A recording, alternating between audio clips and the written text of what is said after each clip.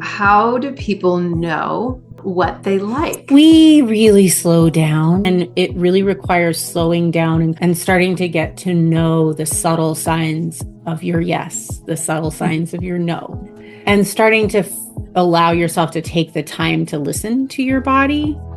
And then we can really start communicating with other people what we like. Welcome to the Mindfulness in Motion podcast, the show that helps you move beyond the checklist of life and into a world of joy and meaning and discovery. I am your host, Cori Myka, and I'm excited to have you here with me today in this episode where we're talking with Laura, who is a certified master relationship and intimacy coach, the host of the Desire Gap podcast, which actually makes me wonder if I've heard one of those episodes.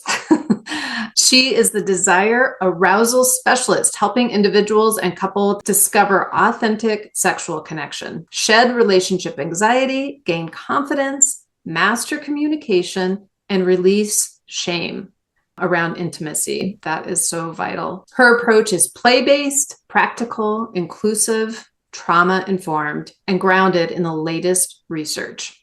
We are delighted to have you here today with us, and let's start jumping in with our conversation today. Welcome, Laura. Thank you so much, Cori. I'm so glad to be here. Yeah, we were just chatting before we hit record about a joy she has around swimming. She's taught adults to swim in the past, not her profession, it sounds like. And of course, that's what I do. The overlap that I see here that I'd love to explore a bit is the idea about touch. Laura works with people in consensual touch and what that is like, and bringing that mindfulness to touch.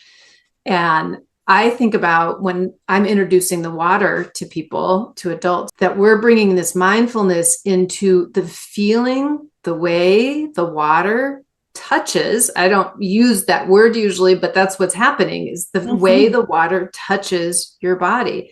And people have such a reaction to it that they miss. Folks that I see, they're so anxious about getting it right. And am I going to drown? And didn't work in the past, that they just miss feeling the water touch their body and what that is like. So this is why I was really excited to have you on, because it's another context, it's another place. So tell me about touch and how you think about touch and relate to touch. Absolutely. So I think, a lot of us almost take touch for granted, but it really is our first language. It's the first movement that we reach for when we're born. It's our first real sensation that develops. This sense of pressure and touch is really our first innate sense as animals, as little zygotes. And touch is a fundamental language of the body. And so our attachments, the things that we love, the people that we love, a lot of that's experienced through touch and through our body. Right. And a lot of people in our cultures, in our sort of modern day culture, at least in the US, we often just accept whatever touch we're given.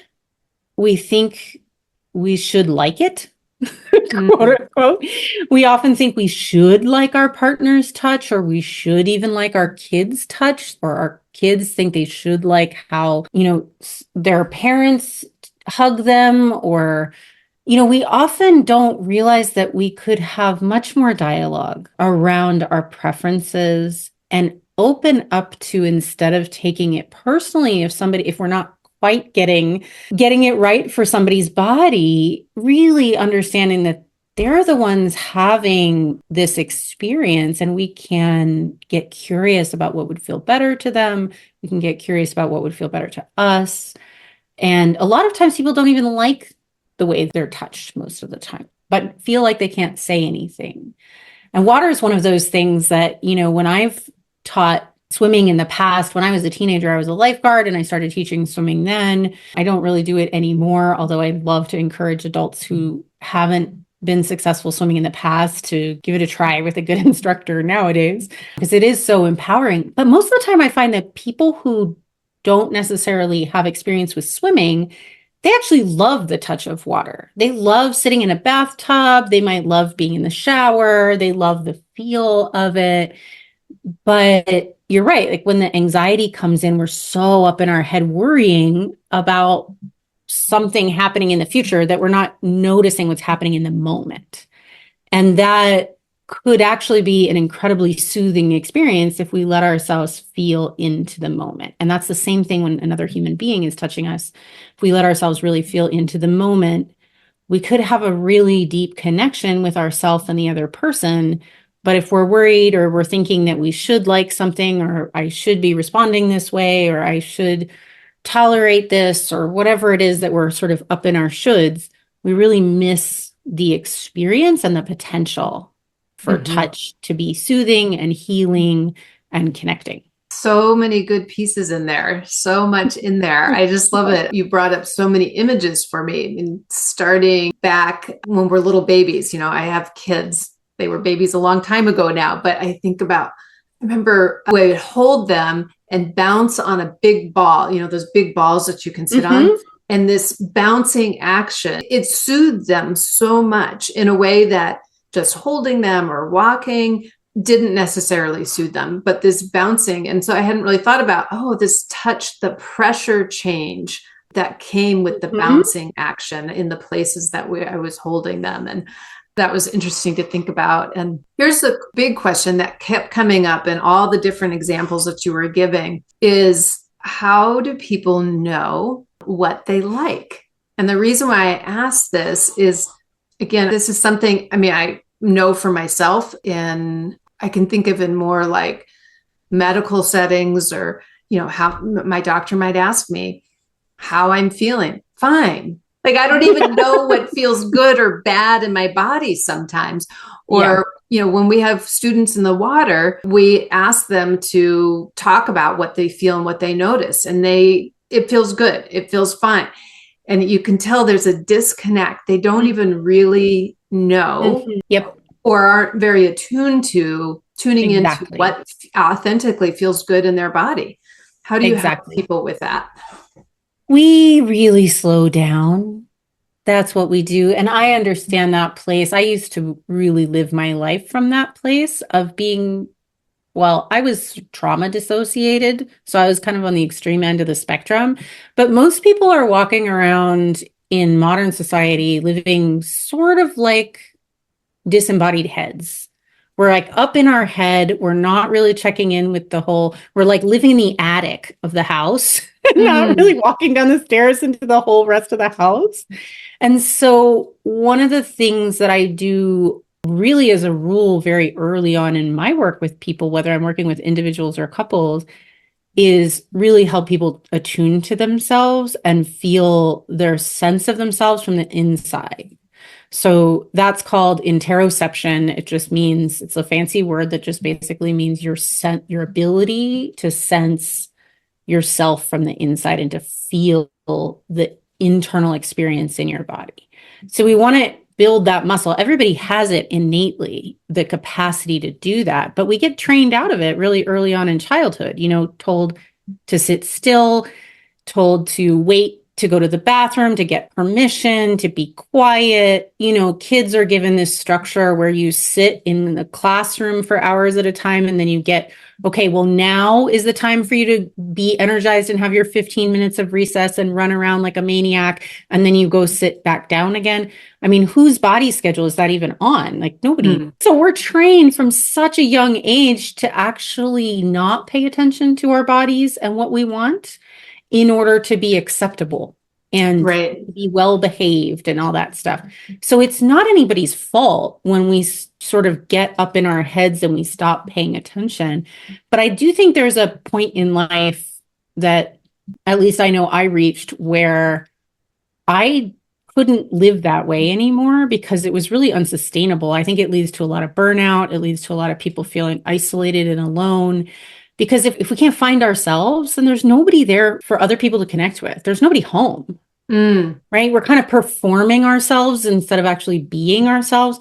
And if we don't allow ourselves to fully be ourselves, then we can't ever really feel fully loved and connected and accepted. Because if I don't know my preferences, then I'm just going along with whatever anybody else wants from me, I'm not even really there. Right. Yeah. So I think that self-attunement is so important, and it really requires slowing down and kind of walking down from the attic of the mind into the rest of the body and starting to get to know the subtle signs of your yes, the subtle signs of your no, the sensations in your body from your emotions, right? Oh, this is what fear feels like today. This is what tiredness feels like today. This is what love and joy feel like today in my body, right? Just Nice. starting to get curious and know, and starting to allow yourself to take the time to listen to your body. And then we can really start communicating with other people what we like. But there is a period where you have to just get curious about your own preferences. Mm-hmm. Mm-hmm. I find yes or no questions are the best to ask the body because it doesn't usually answer in strong language. But if I say, do I want herbal tea or green tea? My body can usually be like, oh, like, I think we're on this side. Or do I want something warm or something cool? Or do I want to stand or sit? Right? Would I like a firmer touch or a lighter touch? Mm-hmm.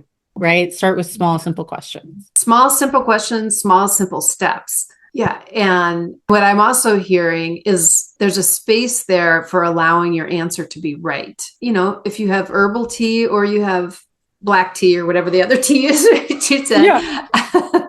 that nothing really is going to go wrong with one or the other answer. But being in the practice of tuning in and letting yourself have an answer and letting yourself experience that answer, you could change your mind. Tomorrow you can have the other kind of tea versus like, I should pick the right tea. Like, I should have done the black tea with the caffeine in it to get myself going. Or why did I do, we can get into a whole There's a blame and lot of shame judgments when you're up in the attic of the mind. Yeah, there's a Yes. lot of judgments, and the body doesn't have those. And so one of the invitations that, I like to make to people is like, hey, if you're getting really tired of all the judgments in your mind, because I was really tired.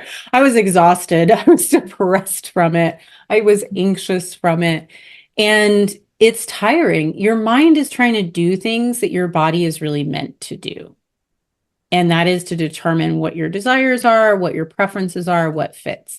If your mind is trying to do it, it's doing it based on all kinds of socialization and messages that it's gotten from media, from advertising, from, the church around the corner from your house when you in fourth grade or whatever, like what that pastor said. And, there's stuff that's in there in the mind that we don't need anymore and we don't even agree with. Mm-hmm. There's stuff telling us like, well, I should want to work out at 6 a.m. Well, maybe you don't. Maybe you don't want to work out at 6 a.m. Maybe your body rhythm is never going to want to do that, but maybe you're a 4 p.m. person. Mm-hmm. And if you would allow yourself and listen to it, then maybe you want to find some movement at that time of day. Maybe your body would enjoy that and you don't have to shame yourself about it anymore. Right? The brain has all these shoulds, but the body actually is pretty clean about what it wants and what it doesn't want. Mm-hmm. And it doesn't usually, like a lot of times people are scared to listen to their body because they think their body just wants to like lay around on the couch all day and eat Cheetos. But I can promise you that your body actually doesn't want that. It doesn't feel good in your body. Your mind might want it because you're burnt out. Mm-hmm. And you've been pushing so hard with the mind. But I tell you, after a couple of days of sitting on the couch eating nothing but Cheetos, you're going to feel like crap. And you're going to be like, actually, I think I want to go for a walk and have a healthy smoothie or something. Right. Yes. Yes. Absolutely. Yeah. I think at this time of year, we're recording this in December and we just passed the solstice, it feels good to my body to cozy in. But then we've had a ton of rain where I'm at. And at first, it did feel really good to cozy in and to sit by the fire and to not do very much. Mm-hmm.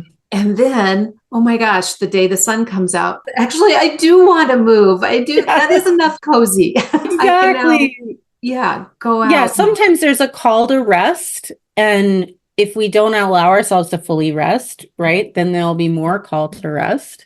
But if you actually allow it and you follow it, then usually there's a call to get active again. Mm-hmm. Right. And so I like to invite people to think about listening to their body more as a guide because it does hold so much wisdom and it doesn't have the same kind of drama as the mind. As the mind does, yeah. And this is perfect. This is exactly why I started this podcast. Kinds of conversations is people who, you reach a certain age, whatever that is, that we have been going through the steps, right? Like you said, if little children, right? We're taught going to school to be able to conform and to have society sort of function in a particular way. It's useful for people to generally be going in a similar direction. If all the kids are running around in all the different directions all the time, there's some challenge to that. It's not a sustainable way to run a school, but it's not a sustainable way to run a school. We do have to reckon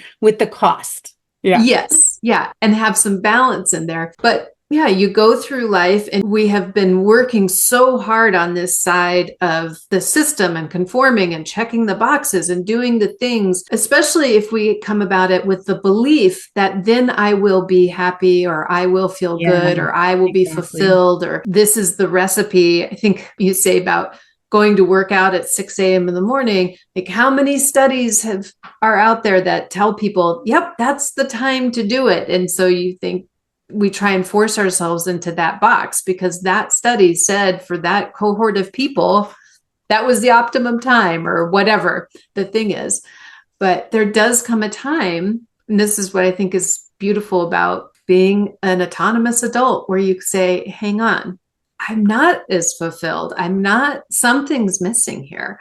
And yeah, I think that connection to tuning into your own body, your own desires, your own needs, and really taking care of yourself physically and mentally from that way, from slowing down and tuning in is a really powerful way to live our lives. And people often worry that it's going to make them selfish, I think, too. But the opposite is true in my experience personally, but also with all of my clients, is that the more we actually slow down and tune into what's true for us, the more we give that space to others and can be curious about what their reality is and what their needs are from a place of openness and non-judgment. Then, if we're turning judgment on ourselves and saying, I should be this, I should be that, and why am I not happy now that I've achieved all these things? Because I was supposed to find my worthiness along the way, or I was supposed to find my joy from all these achievements. And then we get there and we're disappointed and the whole thing turns out to have been a lie. You were never going to achieve your way into joy and worthiness. So it's like, if you can find it inside and be curious about who you actually are, then I find that we have a lot more capacity to be curious and non-judgmental about our loved ones and the people in our lives. Absolutely. Yeah. I did a practice building my own relationship with my spouse in terms of I practiced over and over again. He's allowed to think and feel anything he wants, and I can love him anyways. It doesn't mean necessarily I do what he wants to do, but he's allowed to have his thoughts and his feelings. Just created such a space for me to not be reactive to his thoughts and feelings. Like, yeah, he's allowed to be upset about something. I'm allowed to be upset about something. It doesn't mean one is right or wrong, or one is good or bad, or one person needs to fix for the other person, but I can just hold the space of love for him.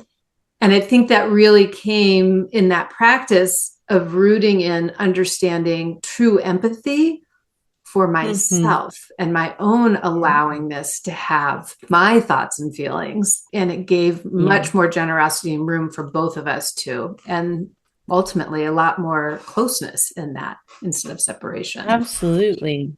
Yeah. And that sense of when you can bring empathy and just even curiosity to, how am I feeling? And could I just let it be okay that I'm having these feelings? It is a lot easier to also even just to see that other people are different. That's a challenge for all of us. We see the world through our own eyes, and it can sometimes be hard to realize that somebody else has had we may share a lot in common with them, but they've had different experiences, different upbringing, and different personal history. That means that they may have different desires and needs. Mm-hmm. And that certainly goes for touch. A lot of times what people do is we touch other people the way we want to be touched rather than the way they want to be touched. And we're often afraid to ask because we're afraid of feedback, which is such a bummer because feedback is so amazing. If you tell me just what But you I might like, be wrong. Don't make me wrong. I don't yeah, want to get no, but that. I'm Cori, trying to if be you good, tell good, me what you good. like and then I do it, it's like even better, right? Because then you get the experience that's just what you want. And you also get me caring about what you want, right? So Mhm. I'm listening. You get that whole attention to like, no, I really care about doing it the way that you like.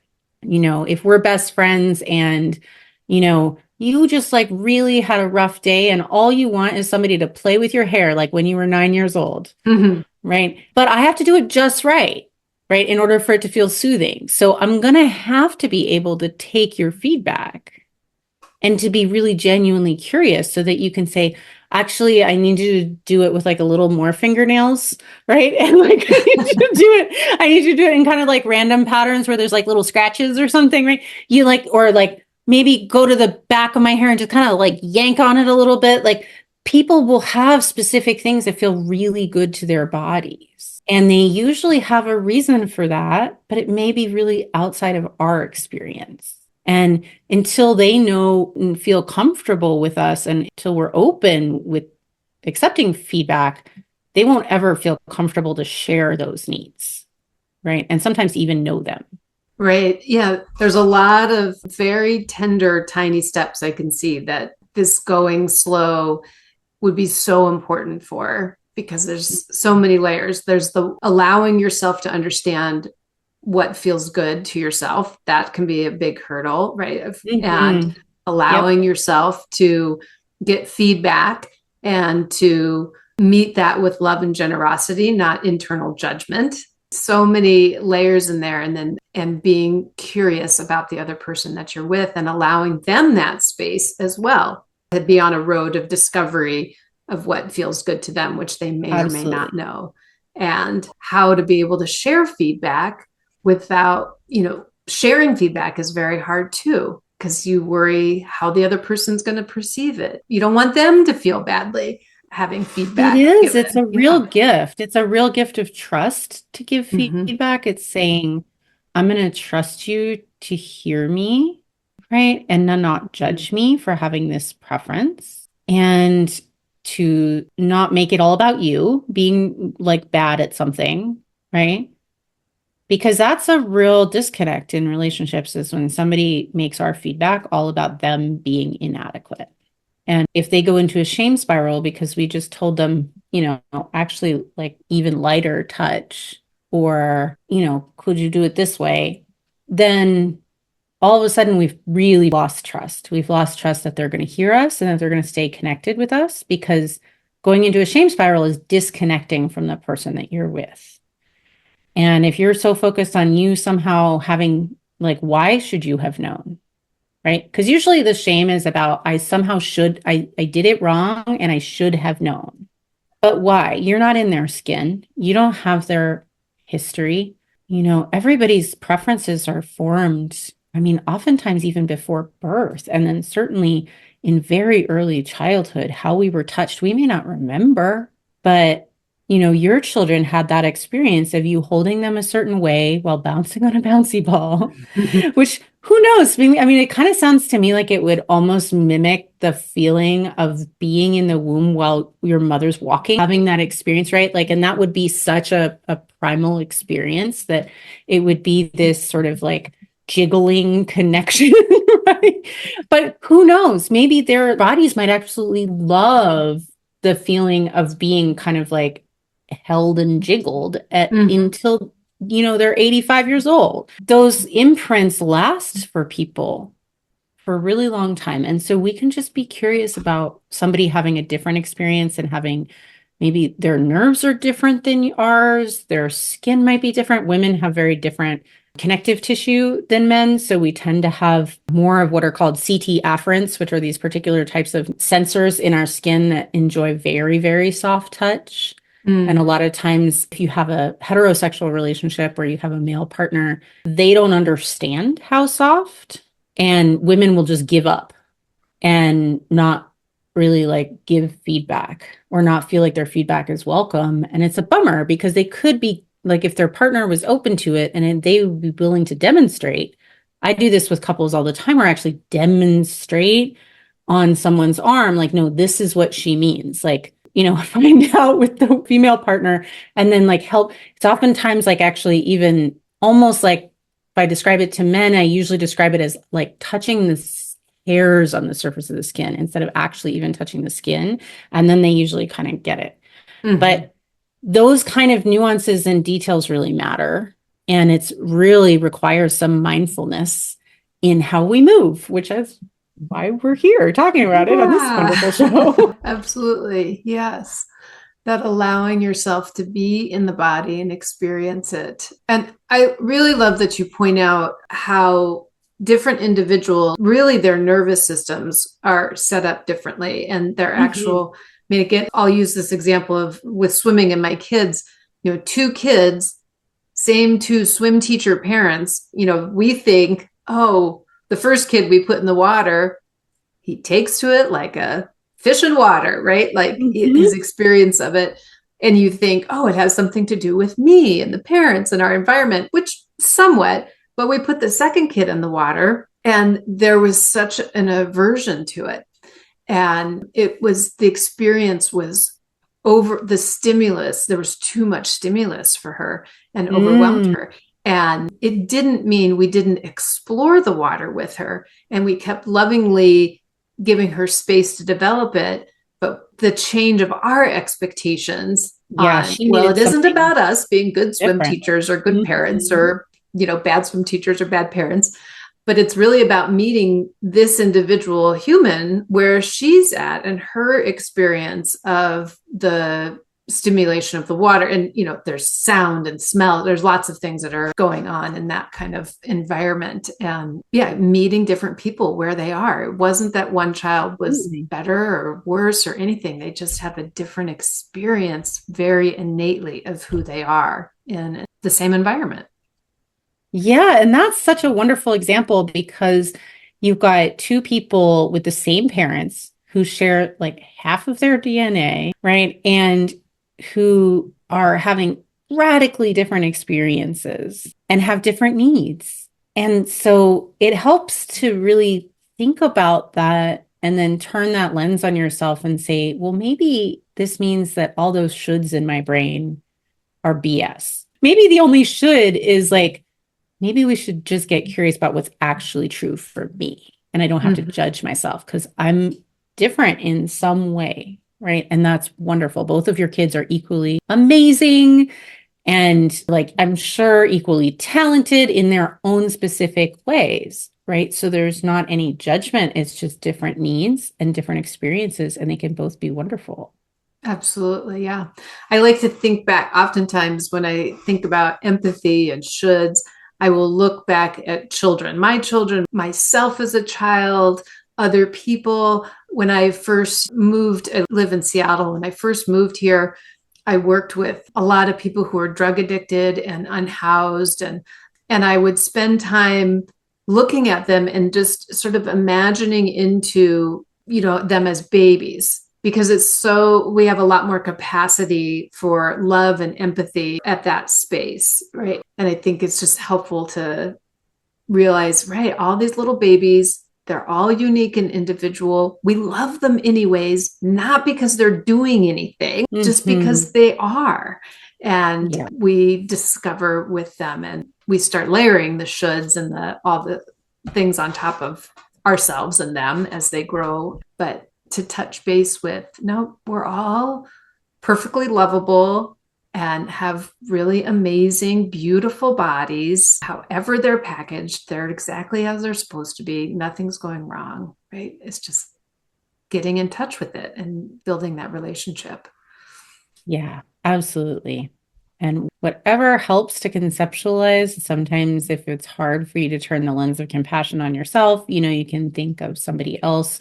How would I talk to my best friend about this? How would I think about it? Would I think she or he or they are entitled to have their own preferences, to offer feedback, to receive feedback, to explore what feels good, right? And usually we can feel our way into giving permission to other people to be themselves. So then we can kind of backtrack and be like, wait a second, maybe I could do that for myself too.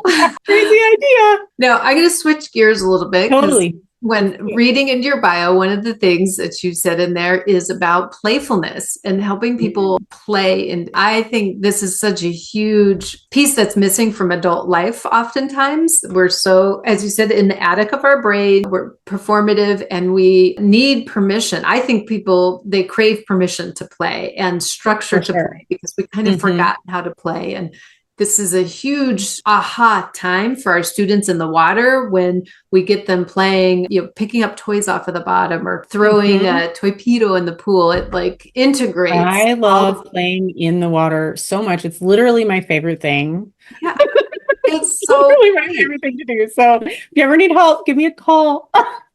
Yeah, playing is really something that is so missing from adult life, and we haven't outgrown it.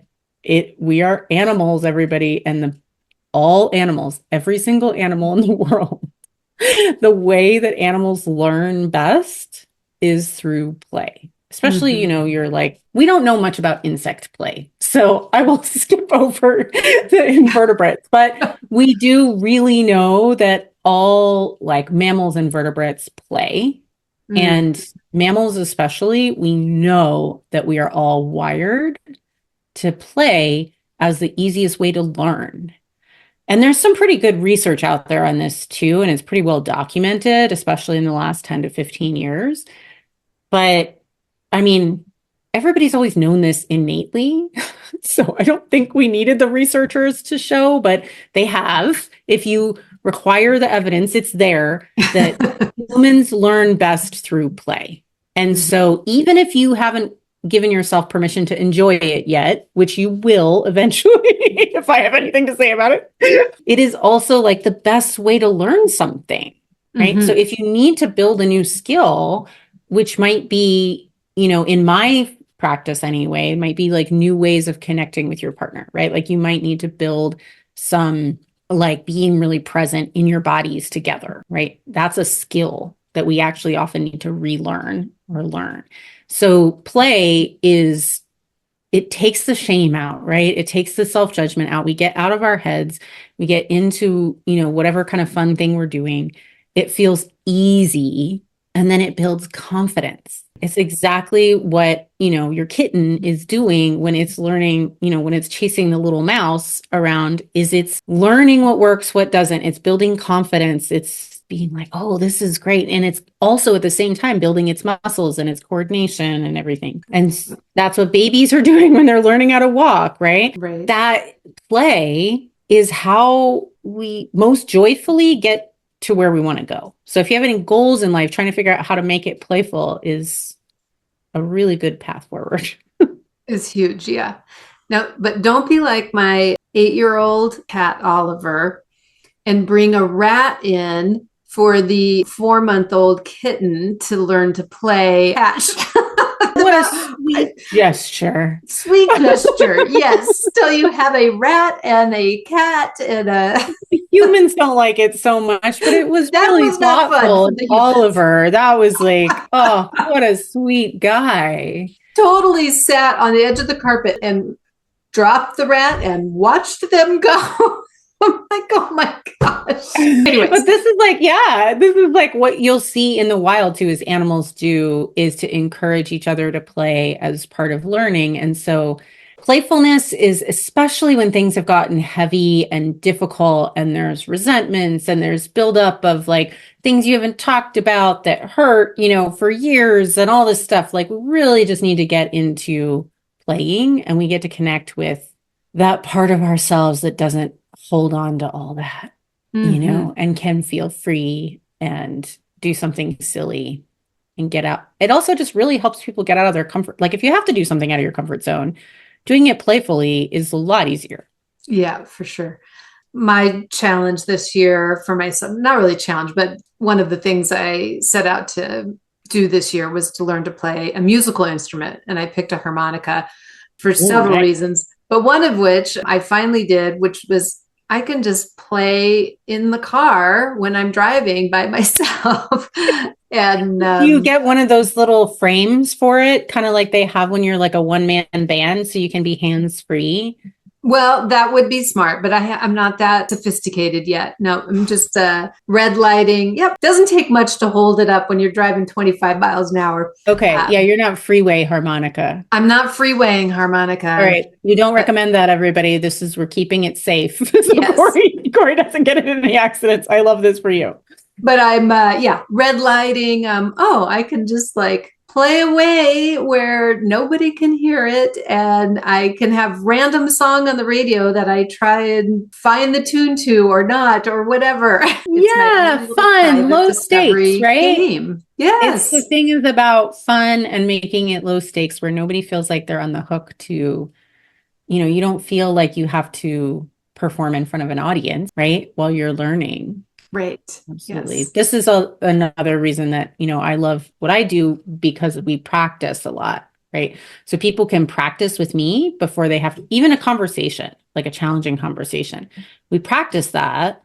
And then it's easier to do it, practice with the kitten in order to play with the tiger. Like you practice with me, I'm low stakes.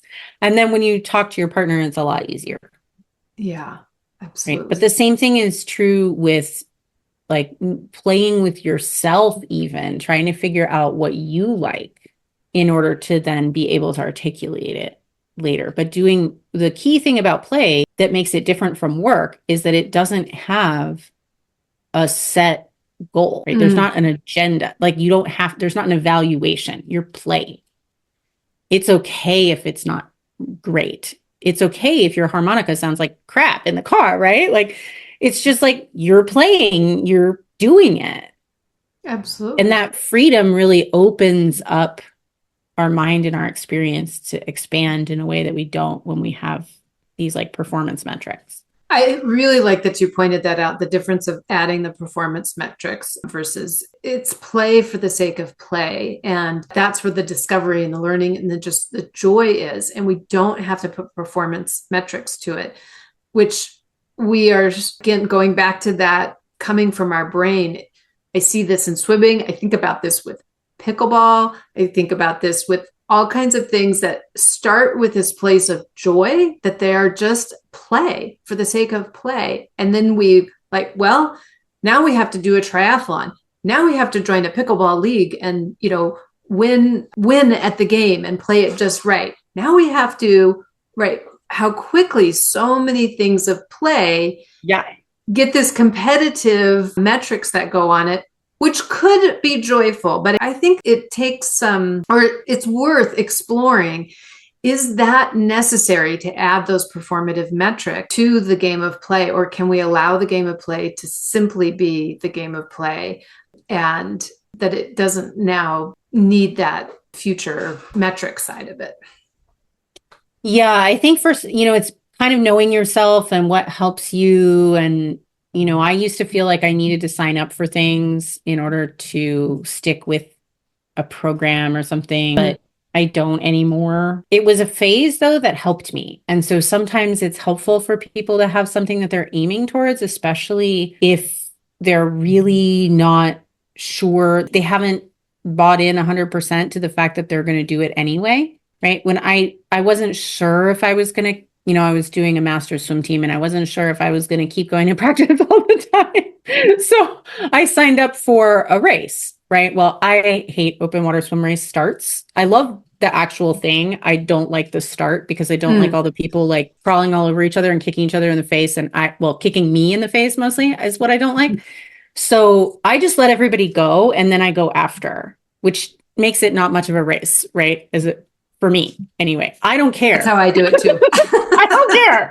I'm just there because I told myself I was going to show up at this particular day and I was going to do this thing. And I don't care if I come in last place, right? But it helped me to sign up for things because I didn't believe that I was going to do it on my own. And I think now that once I started getting coaching and then learning to be a coach myself, so this is many years ago now, I don't need those things anymore because I believe when I decide to do something, I'm going to do it. And I have my own back and I know that. But for a while, I needed to kind of borrow the belief from the event sign up that was like, all right, that's going to make sure that I do it so that I don't suffer horrendously through this event. And I think that's legitimate if people need that. But the other option, and you can consider, is you could also just have it be like, no, this time I'm putting in is my playtime for myself. Yeah.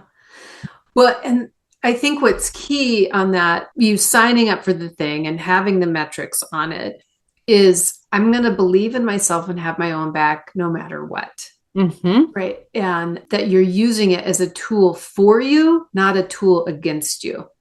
Yeah, I'm not going to give myself a hard time if I come in last. I'm not going to give myself a hard time if I get hurt during training and decide that it's not for me or whatever. I'm just going to do my best and show up for myself. Yeah.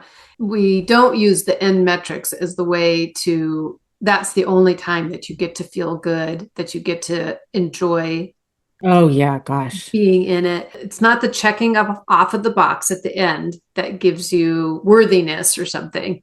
It's this who you are in the journey and who you are showing up to yourself and discovering, be it your relationships with people, learning to swim or play the harmonica or whatever the thing is that you want to do. You set yourself up in a way that keeps your toes in the water, but that you are in the journey and in the play and in the discovery. Yeah. I think that's such an important point because a lot of times people feel like the end point is the only time that they get to celebrate themselves. But the problem with that is what you practice is how you will feel. And so if you practice being miserable or beating yourself up the whole time, and then you expect to show up at the event and not do that, hey, good luck. You're going to be being miserable and beating yourself up again because that's what you've been practicing. Absolutely. Right? And you might have a moment. The process feel amazing the whole time and you give yourself kudos the whole time and you feel great that you showed up. And, like I went to the gym this morning and, would I have liked to max out and like have a personal record on my snatch? Yes, absolutely. Did I get to 95% and that was enough for today? Yes, absolutely. And it was okay. And I was proud of myself for being there. And it means that I keep going and I feel good the whole time instead of waiting to feel good. Then I show up to that and I don't know how. Right. There may be a moment of excitement of completing it, crossing the finish line or something. You have that momentary dopamine hit. It's so short when you do it that way. So short. And the critic is going to be right there. You're going to keep doing what you've been practicing the whole time. Yeah. If we want to be able to experience more joy or presence, mindfulness in a way that's supportive of us, practicing that all the way through. Practice it the whole time. Yeah. And I mean, that's really similar with relationships and with touch, and whether it's touch with your partner or touch with your kids, like what you practice is what you learn, and what other people practice is what they learn. So if they practice, well, you have to put up with this, or you have to go kiss grandma when you don't want to, or like those things get internalized is what we practice. Right. If you practice consent always and checking in with yourself first and making sure that, you're being clear and honest about what's true for you, then you get to live your life that way. And then other people get to trust you and feel comfortable around you and know that that's the way you show up too, which is lovely. Nice. One more question here before we start to wrap up. Tell me about the title of your podcast, The Desire Gap. Say something about what you mean about the desire gap. I noted that in the beginning. Sure. So there's a lot, almost 80% of long-term couples will have some sort of desire discrepancy challenge or libido mismatch, however you want to call it, during the course of their relationship. And it could be one direction, it can be both directions, it can switch. But It's a really common problem for people to have some sort of desire discrepancy in their relationship that causes a lot of pain and suffering, because we've all heard, right? Like either we've been the one complaining or we've heard our friends complaining about, my partner always wants sex or my partner never wants sex, right? And there's just so little good help for people around this, that because this is my specialty and this is what I help people with, I wanted to create a free resource for people to actually get their heads around, what are we trying to do here? We're not going to magically force somebody to want an activity the exact same amount as us, right? And we also, like, so many people just wind up feeling miserable. They're disconnected, they're broken. They feel like they're broken. They're not broken. Nobody's broken in this situation, but they feel like they're broken. Their partner may be telling them there's something wrong with them, and they may be feeling like there's something wrong with them. So it's just really isolating for people. And it's one of the most disconnecting things that happens in relationships. And when people just leave it, it gets worse. It gets worse and worse and worse. And so, because it turns it into it being all kinds of other issues. So that's why I do what I do with this podcast. I work with my clients who come to see me for specific coaching. But even if you don't or aren't ready for that, if you have that problem, that podcast is a resource for you. If you have a desire discrepancy, whether you're an individual or a couple, I am there helping people understand it and what they can do. Nice. Thank you for that. Yeah. So if folks want to connect with you, they can go listen to your podcast. Where else can they connect with you? My website is a really great place. Find me, laurajurgens.com. I'm on socials to some extent. I don't spend a ton of time there, but you can find me at laura.jurgens.coach on Instagram. Great. Those are the best places. Yeah. Okay. And of course, those will be in the show notes. Thank you so much, Laura, for chatting today. And this is such a fun conversation. Yeah, helping us explore mindfulness and motion in our bodies with touch and relating to another human being, not just relating to the water as we usually work with people. So I always love jumping into new arenas. So fun. Thank you so much. My pleasure. Thanks for having me. Okay.